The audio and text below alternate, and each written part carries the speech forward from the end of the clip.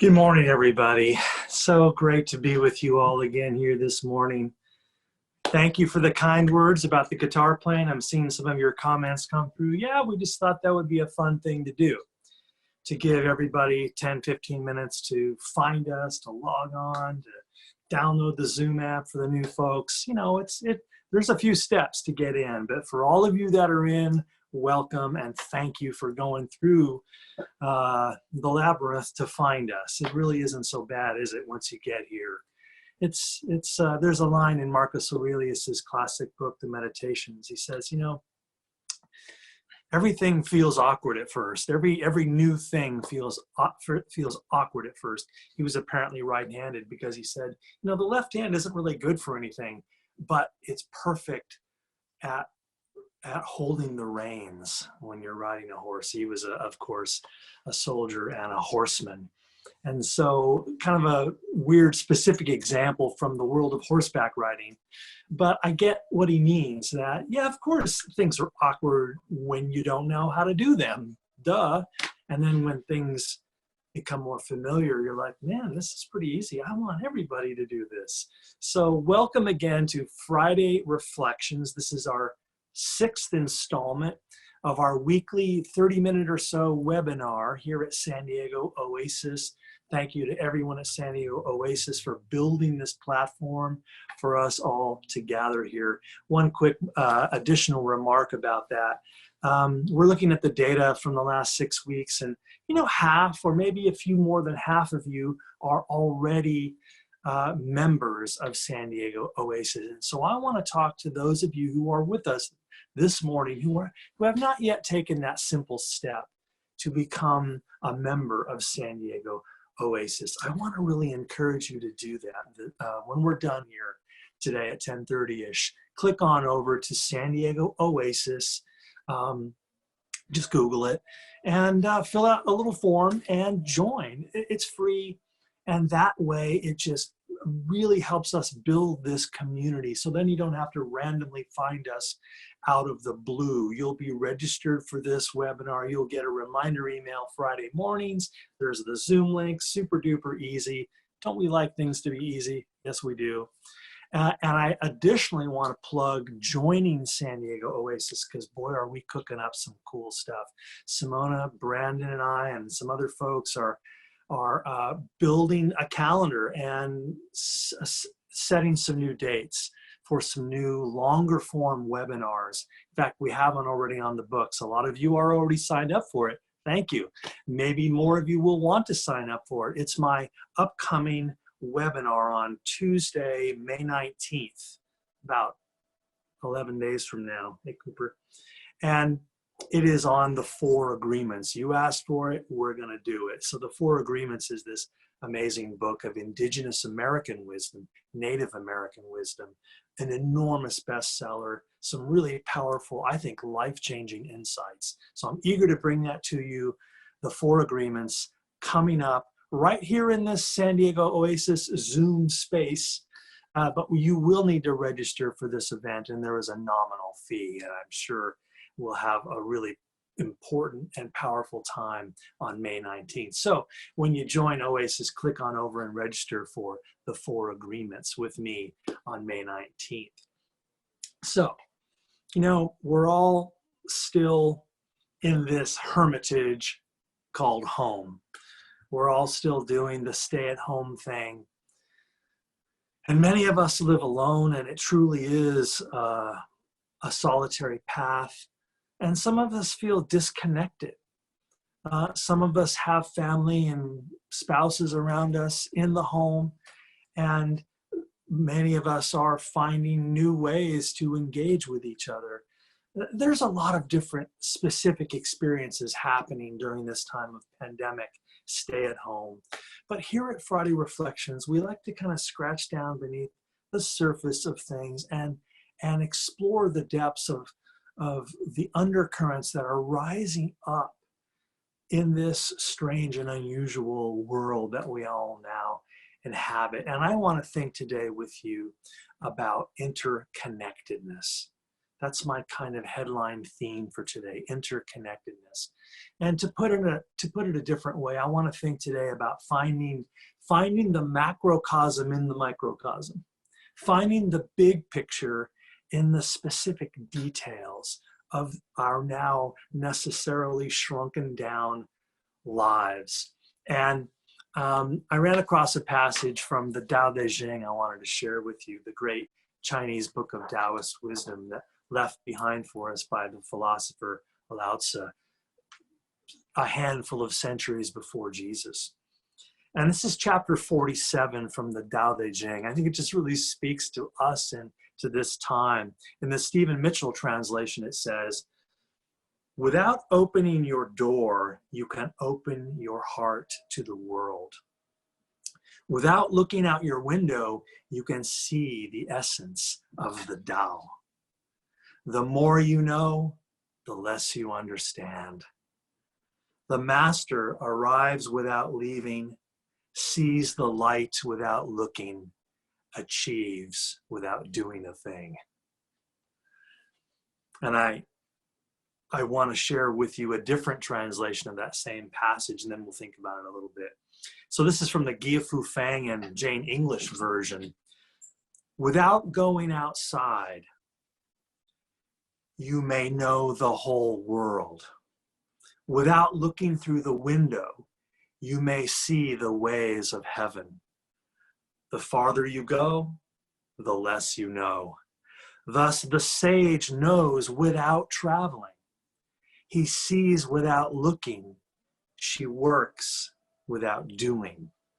Again, those are from the Tao Te Ching by Lao Tzu in two different translations. That was chapter 47. I'm struck by that because, you know, Henry David Thoreau shares a similar idea when he spends his year and a half staying at home at that cabin at Walden Pond, that there's something that we lose when we run around too much in the outer world looking for a collection of experiences, that we really in our consciousness have the capacity to experience the wide world from our room. And I don't mean by watching TV, I mean before technology. That there is a sense in which the entire macrocosm is present in each moment of the microcosm. I know you've felt this. Now that we're stuck at home, we want to travel. And sometimes when you're traveling, you just want to be at home. So maybe it isn't the physical moving about that we miss. Maybe we can just shift into a different kind of consciousness and experience something of the wider world, even here in our room, in our home. And I think the Taoist perspective comes, of course, from a deep realization of oneness, a deep philosophy of interconnectedness, the idea that all matter, all energy, and all consciousness are facets of one singularity, one jewel. All matter, all energy, and consciousness appear to be distinct, separate phenomena. But in the wisdom of the ancients, you know, in the early Indian texts, the Vedas, the Rig Veda, the oldest of the Vedas, says that the truth is one. The sages call it by many names. So this ancient dream, this ancient realization of oneness is found throughout the world's wisdom traditions. This is an image I often think of, that the one, like white light, traveled through the prism of human consciousness and refracted into all of the apparently distinctive colors. We all remember that from high school, right? That what a prism does is it takes white light, which has all of the bands on the spectrum of visible light, of electromagnetic radiation, and the prism takes that white light and splits it out into the different wavelengths, which our visual apparatus perceives as colors.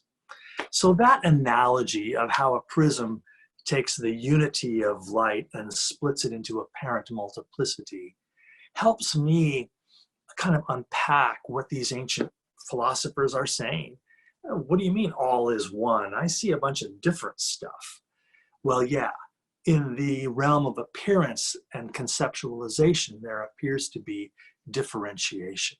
So what does all this have to do with our theme of interconnectedness and our dream of traveling the world and the cosmos from our private experience, from our room? Well, there's the key, right? That it is our minds, it is our conceptual minds that conspire to, I don't mean it in a nefarious way, but they simply take that apparent distinction, apparent multiplicity, and they concretize it in concepts and words. And then we language the world, and our noun-based language propagates this illusion of separateness. We call everything a noun. There's a tree, there's a coyote, that's the sky. But what does the noun tree do? It takes a living, transforming biological energy phenomenon, a tree, and gives it a label, a tree. Well, which moment of the tree do you want to freeze? The seed, the sapling, the 3-year-old young tree, the 150-year-old old tree, the fallen over dead tree, the turning into petrified wood tree, or the tree that disaggregates back into its molecular components and becomes part of other things tree? Which one of those moments do you freeze and isolate from all of the rest of reality when you use the noun tree? So our language locks us in a multiplicitous world of fixed, separate things. You know, I was so struck when I was back in college. I read a book on Native American spirituality, and there was an essay there about the Navajo language. And I'll never forget it, you know, that the Navajo see the world and language the world strikingly differently than we do. They, of course, are human beings, have the exact same equipment, same brain, same eyes, same mouth, but their consciousness led them to conceptualize and then language the world in an entirely different way. The Navajo language has almost no nouns. It is made up almost entirely of verbs, action words. So instead of calling it a tree, they would call it a treeing. There goes my dog. Instead of calling it a dog, they would call it a dogging. Everything is not an object, everything is an event. So that enables you to capture that fluid transformational phenomenon that we call tree as a fluid phenomenon that is composed of the elements of other things, and then it becomes a semi-distinct thing that's always interconnected with the light and the water and the soil and the wind. And then it decomposes back into everything else. And that transformational piece is what is captured by the verbs of the Navajo tongue. It's a remarkable opportunity for us to peer into that universe, that worldview, and see that we're not stuck with this particular perceptual cognitive structure of all of these separate things. So I'm thinking of a whirlpool. So if you're hiking along a creek with some friends and you come upon a whirlpool, you know, where the river takes a bend and it starts to spin around and it forms a funnel and it's sucking all the leaves down in. That whirlpool that's a noun, isn't it? Is not a separate thing. You know, so you say to your friend, hey, see that whirlpool? Help me pick it up and bring it back to my garden. It would make an awesome water feature. Well, that's of course absurd. You can't pick the whirlpool up out of the river because it is not a thing. It is an event. Do you see what I mean? The whirlpool, or should I call it whirlpooling, is not a thing. It's an event. It's an activity that the river is doing. You cannot extract the whirlpool from the river. It has no independent existence. As the Buddhists would say, it has interdependency. The whirlpooling depends on the river, or should I say rivering, for its existence. And the rivering depends on the streamings for its existence. And the streamings depend on the raining for its existence. And the raining depends on the clouding for its existence. And the clouding depends on the oceaning for its, I'm turning everything into a verb now. The clouding relies on the oceaning for its existence. Clouds have no separate existence apart from the ocean, except in our noun-addled mind. And the oceaning can't exist without the rivering. So which one of those moments in that circularity, in that circulation, defines all of the others? It doesn't work that way. There is a sense in which we are part of an interconnected field of energy, matter, and consciousness. And that's the sense, I think, in which Lao Tzu meant that we can experience the whole world without leaving our room. Because tug on any thread you see, and it connects to the fabric of the whole. You are never alone, really. You are never separate, really, except in your mind. There is no way ever to step out of the weave of the interconnectedness of all things. You know who reflected on this deeply and wrote about it beautifully? It was, again, our friend Marcus Aurelius. We mentioned him last week. He's a favorite of mine. The Roman Stoic philosopher and emperor, who, while on a military campaign along the Danube River, sat in his tent at night after a busy day of like running everything. Imagine being Roman emperor and general. He writes really powerfully about leadership too, and how challenging it is. But, you know, I can just see him sitting there in his tent at night journaling, because that's all this is. He never set out to be an author. He wasn't trying to write a published book. He simply left behind for us a journal, which was later collected and published and has gone on to become one of the most beloved books in all of philosophy. It's called Meditations by Marcus Aurelius. So I want to share with you a few passages here on this theme today of interconnectedness. He says, everything is interwoven. The web is holy. None of its parts are unconnected.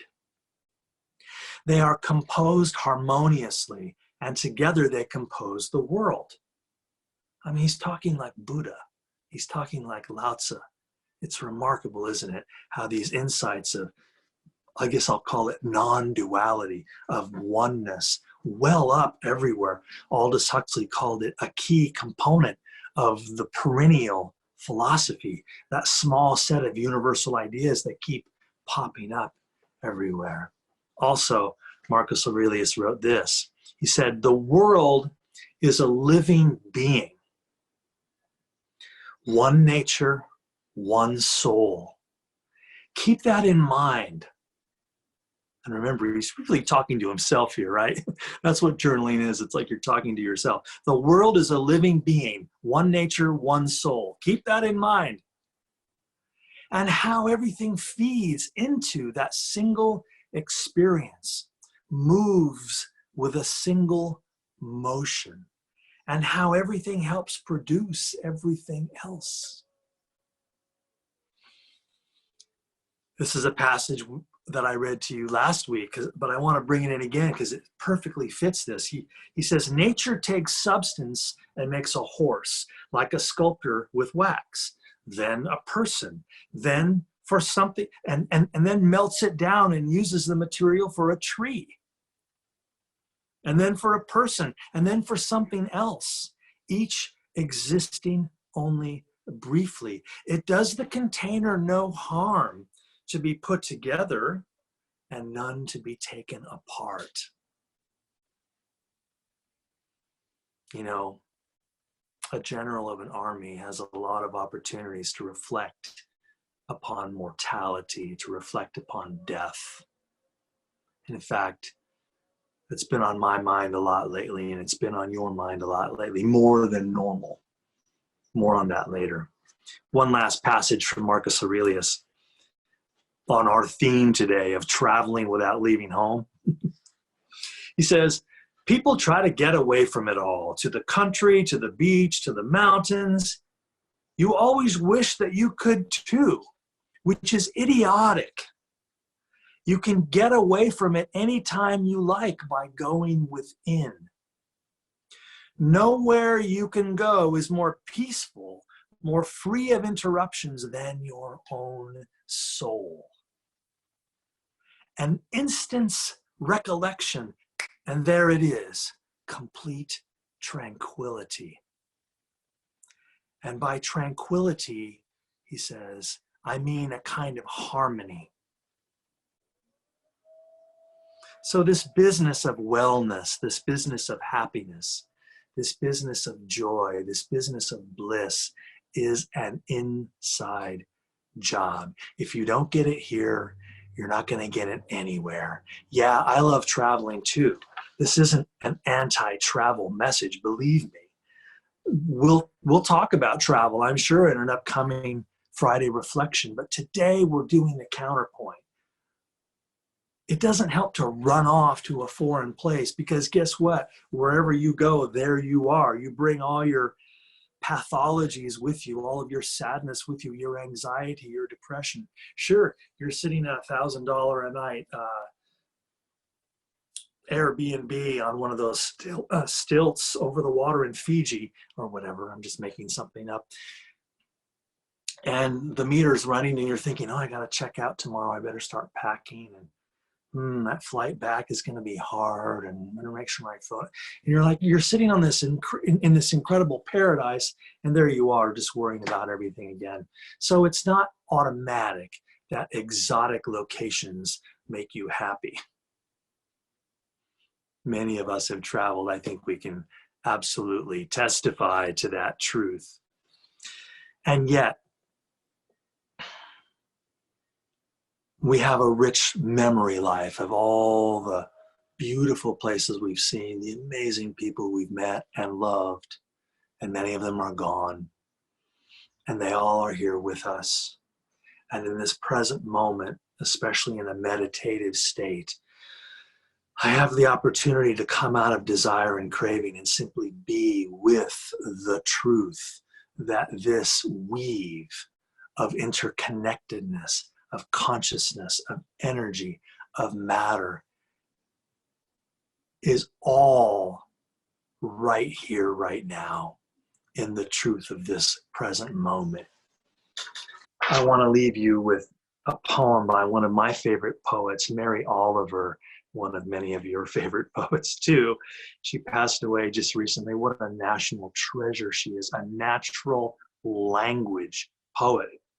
The kind of poems that just sound like people talking over a cup of coffee. Nothing fancy, nothing to unpack, but magically, to me anyway, magically transcendent, especially on this theme that we're thinking about today. So let me leave you with this poem, and then we'll do a little polling. Again, we want to hear your feedback on, I think, 3 or 4 questions, and then we'll wrap up and get out of here. So here's this poem, her most famous poem called Wild Geese. You do not have to be good. You do not have to walk on your knees for 100 miles through the desert repenting. You only have to let the soft animal of your body love what it loves. Tell me about despair, yours, and I will tell you mine. Meanwhile, the world goes on. Meanwhile, the sun and the clear pebbles of rain are moving across the landscapes, over the prairies and the deep trees, the mountains and the rivers. Meanwhile, the wild geese, high in the clean blue air, are heading home again. Whoever you are, no matter how lonely, the world offers itself to your imagination, calls to you like the wild geese, harsh and exciting, over and over, announcing your place in the family of things. Mary Oliver, Wild Geese. Look that up, type it up, put it on your refrigerator, read it out loud to yourself in the mirror every morning. I can never forget this poem. And that last line, those last 4 words, the family of things. I think about that a lot. There's a line by another favorite poet of mine, William Carlos Williams, no truth but in things. No truth but in things. Sometimes in philosophy, we have a danger of disappearing into abstraction. And so I think of that line, no truth but in things. Come back down to the red wheelbarrow in the rain, was one of his famous poems. The dog at your feet, the apple in your hand, the sun in the sky, the warmth of the sun on your skin in the backyard, the smell of grass. No truth but in things. This is the kingdom of heaven. As Jesus says in the Thomas Gospel, it is lying about you all over the earth, only you do not see it. I hope that some of this helps us in our loneliness, in our feelings of disconnection. And I want to create another bridge right now between us in our disconnected homes. And Simona, I would like to put up that poll now. So we're coming to the end of our time. We're going to ask you a few questions. If you could help us by either touching on your touch screen or using your mouse, move through these questions and give us your best feedback. We really would love to hear from you. And while you're working, I will play a couple of moments of music.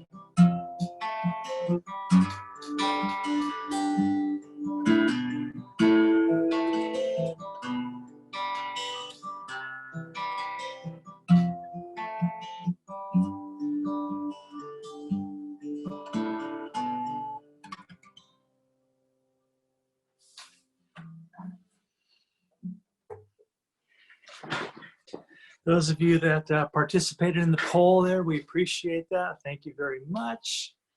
And you're still working your way through it. We'll put the poll results up here in a moment as well. As soon as I see those poll results, I'll stop playing and sign off.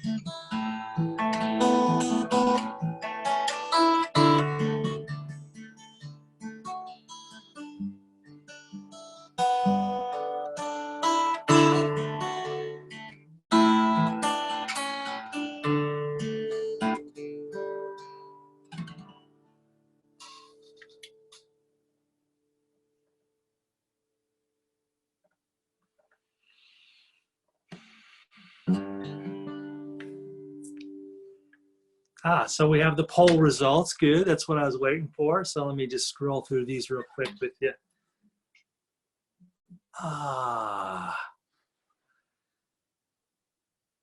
So pretty small percentage saying, yeah, I'll be there as soon as the government says it's okay to be there.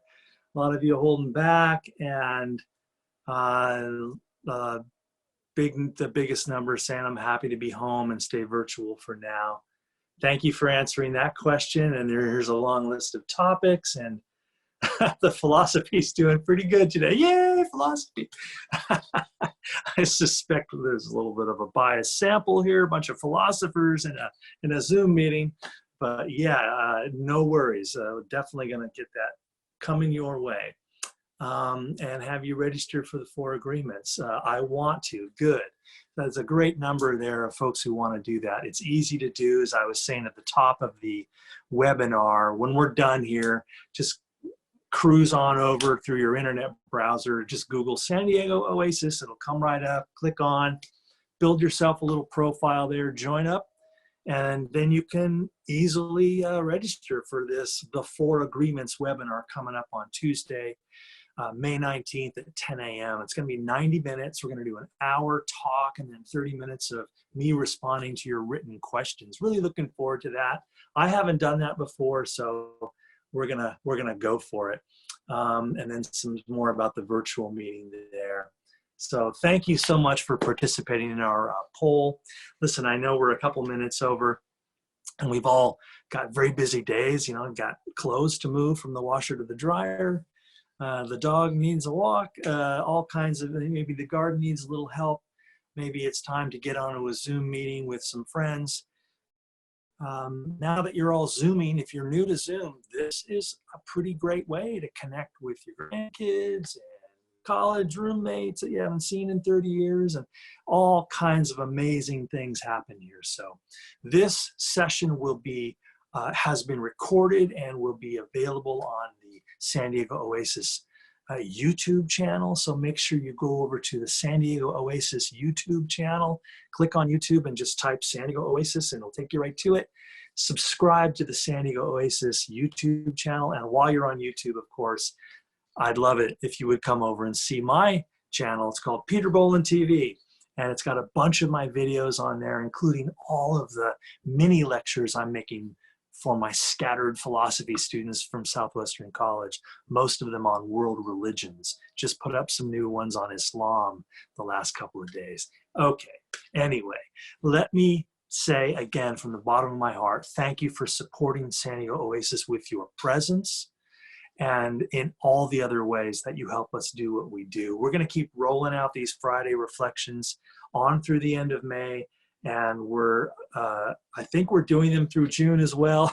And I don't know, and we're cooking up all kinds of new stuff. Stay connected with us, and thank you again. I'll see you on the other side.